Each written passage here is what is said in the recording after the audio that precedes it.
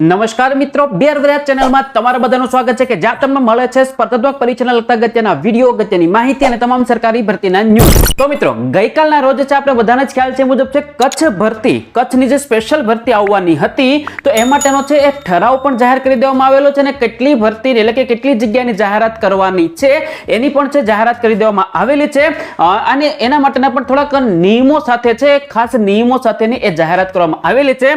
જેની અંદર જો મિત્રો વાત કરવામાં તો કચ્છ જિલ્લાની અંદર છે સ્પેશિયલ ભરતી તરીકે આ ભરતી જે છે એને તમે ઓળખી શકશો, જેમાં નિમ્ન પ્રાથમિક વિભાગ એટલે કે ધોરણ 1 થી 5 છે એમાં તમને ખ્યાલ છે એ આપણી જે નોર્મલ ભરતી છે 5000 ની ભરતી થવાની હતી. એની અંદર છે વધારાની જગ્યાઓ એડ કરીને એટલે કે 2500 જેટલી વધારાની જગ્યાઓ એડ કરીને છે એમ 1 થી 5 ની છે જગ્યાની જાહેરાત કરવાના છે. અને પ્રાથમિક વિભાગ 6 થી 8 ની વાત કરવામાં આવે તો અગાઉની જે જાહેરાત કરવામાં આવેલી હતી 7000 જગ્યા, તો એ 7000 જગ્યાની અંદરથી 1600 જગ્યા છે આ કચ્છ સ્પેશિયલ ભરતીની અંદર છે એક મતલબ એના માટે રિઝર્વ કરવામાં આવેલી છે. મતલબ કે 1 થી 5 માં છે એ જે જગ્યાઓ આપવામાં આવેલી હતી એમાં વધારો કરીને જગ્યા જાહેર કરવામાં આવેલી છે અને 6 થી 8 જે જગ્યાઓ હતી 7000 ની તો એની અંદરથી માઇનસ, એક રીતે માઇનસ જ તમે કહી શકો છો, તો એની અંદરથી છે 1600 જગ્યાઓ છે આ કચ્છ સ્પેશિયલ ભરતીની અંદર છે આપવામાં આવશે. અને જેની વાત કરવામાં આવે નિયમની તો નિયમ તમને ખ્યાલ જ છે મુજબ જે અગત્યનો નિયમ એ જ છે કે તમારી આ જે જોબ લાગશે કચ્છ જિલ્લાની અંદર તો તમારી પૂરેપૂરી જોબ છે નોકરીમાં લાગશો અને નિવૃત્ત થશો ત્યાં સુધી તમારે કચ્છ જિલ્લામાં જ જોબ કરવી પડશે. તમને કોઈ જ પ્રકારની બદલી મળવાપાત્ર થશે નહીં. બદલીમાં પણ તમને કઈ કઈ બદલીઓ મળવાપાત્ર થશે તો જે કચ્છની અંદર આપણે જે કહીએ છીએ કે જિલ્લા આંતરિક બદલીઓ જે થતી હોય છે, વધઘટ બદલી જે થતી હોય છે અને વહીવટી જે બદલી થતી હોય છે તો આ જ બદલીઓનો લાભ તમને મળવાપાત્ર થશે. એના સિવાયની કોઈ પણ પ્રકારની બદલીનો લાભ તમને મળવાપાત્ર થશે નહીં. આ સ્પષ્ટ છે, એ ઠરાવની અંદર છે જાહેર કરવામાં આવેલું છે.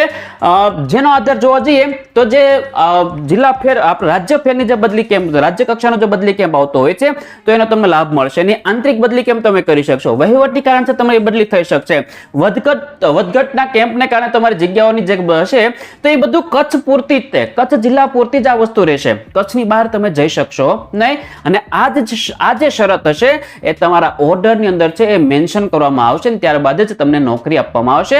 તો એક રીતે જોવા જઈએ તો કચ્છ પૂરતીની જ જગ્યાઓ આ જાહેર કરવામાં આવેલી છે.